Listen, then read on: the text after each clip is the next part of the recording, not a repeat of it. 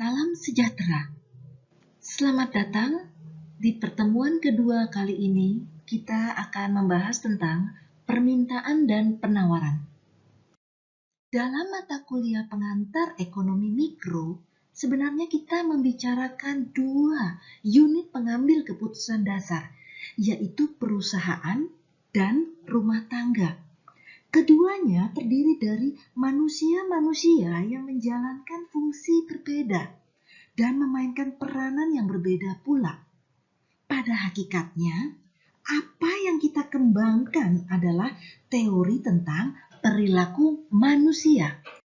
Pendapatan adalah jumlah seluruh upah, gaji, laba, pembayaran bunga, sewa, dan bentuk pendapatan lain rumah tangga dalam periode waktu tertentu.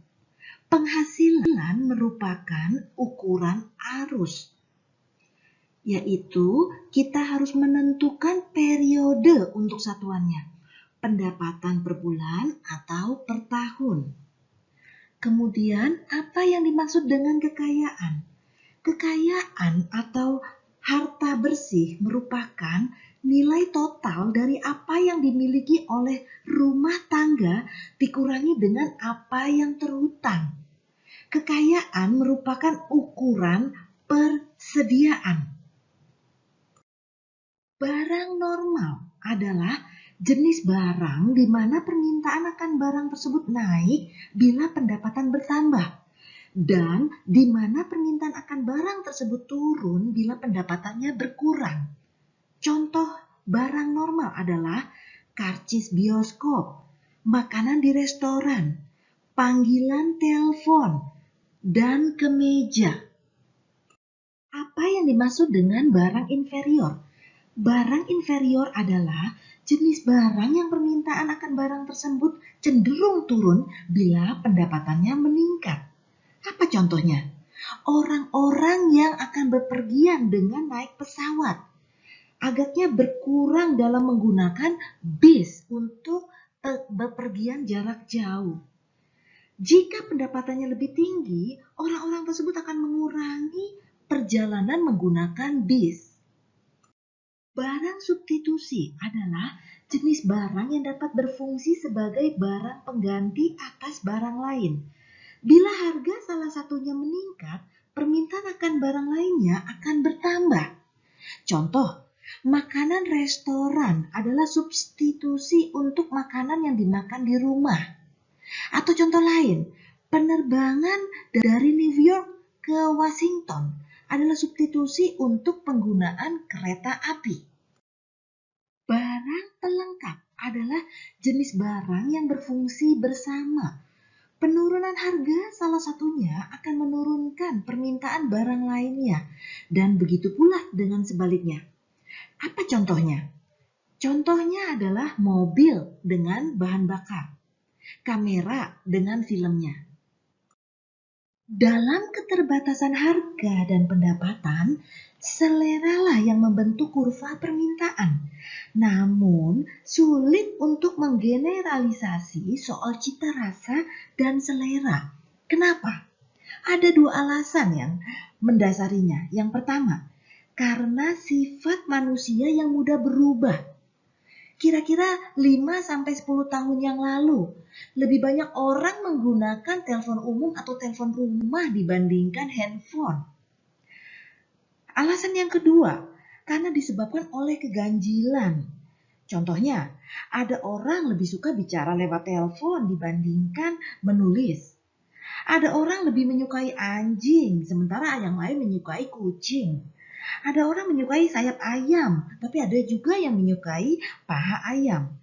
Keanekaragaman permintaan individual hampir tidak terbatas.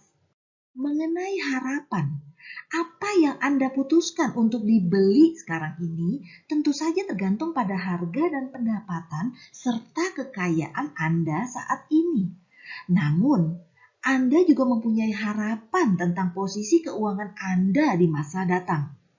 Anda mungkin mempunyai harapan juga tentang perubahan harga di masa mendatang. Dan kedua hal itu mungkin mempengaruhi keputusan Anda saat ini. perhatikan kurva permintaan dan kurva penawaran. Pergerakan dan pergeseran kurva permintaan dan kurva penawaran ada penyebabnya. Kita perhatikan dari kurva permintaan. Perubahan harga barang atau jasa akan berakibat ke perubahan kuantitas yang diminta. Bandingkan dengan pergerakan sepanjang kurva penawaran.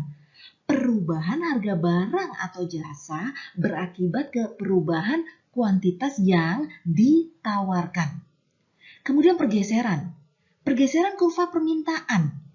Perubahan pendapatan, cita rasa, atau harga barang atau jasa lain berakibat ke perubahan permintaan.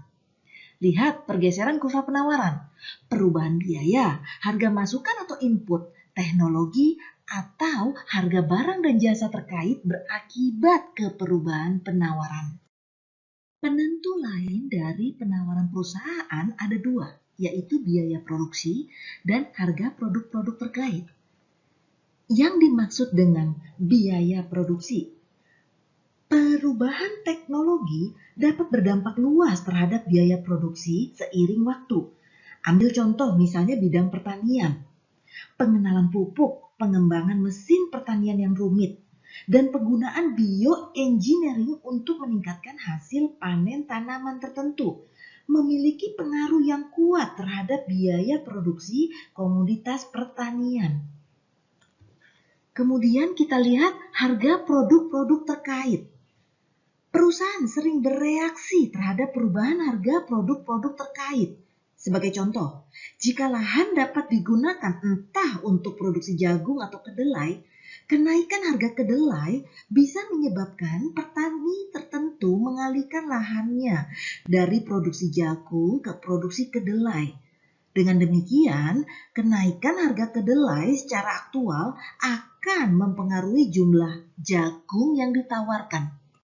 Ekuilibrium pasar.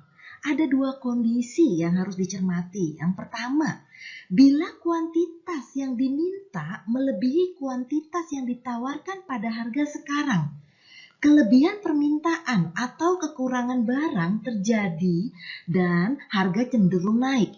Bila harga di pasar naik, kuantitas yang diminta turun dan kuantitas yang ditawarkan naik sampai ekuilibrium dicapai, di mana kuantitas yang ditawarkan dan kuantitas yang diminta sama. Pada ekuilibrium tidak ada lagi kecenderungan bagi harga untuk berubah. Kondisi kedua, bila kuantitas yang ditawarkan melebihi kuantitas yang diminta pada harga sekarang, kelebihan penawaran atau surplus barang terjadi dan harga cenderung turun. Bila harga turun, kuantitas yang ditawarkan berkurang dan kuantitas yang diminta meningkat sampai harga ekuilibrium dicapai, di mana kuantitas yang ditawarkan dan kuantitas yang diminta adalah sama. Demikian materi pertemuan kedua, permintaan dan penawaran. Terima kasih atas perhatiannya. Sampai bertemu di pertemuan ketiga. Terima kasih. Salam.